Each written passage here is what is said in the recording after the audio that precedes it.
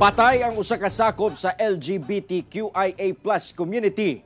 Humad gimartilyo matud pa sa iyang karelasyon ang ulo sa biktima sulod sa ilang gipuy-an sa Davao City. Kini tungod kuno sa selos. Ani ang report ni Argil Relator.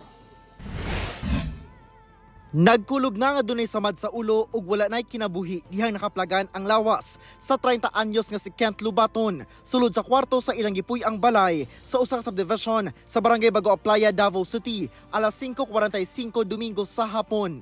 Ang suspect ang giingong lalaking karelasyon sa biktima. Isa ka rason kung anong namatay ni moong biktima is katong pagbunal og martilyo diri sa likod nga party sa ihang ulo.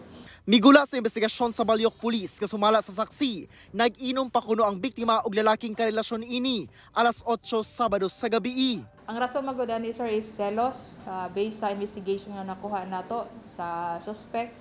Kaya last Friday na sila kanang panaglali sir no based sa statement nga nakuha nato sa ilang silingan.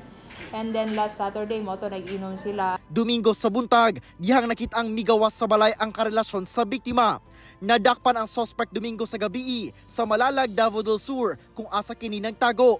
Kasong murder ang atubangon sa suspect kinsa midumili na nga mohatag og pahayag. Kauban si Metro Awing sa kamera. Ako si Argil Relator para sa One Mindanao.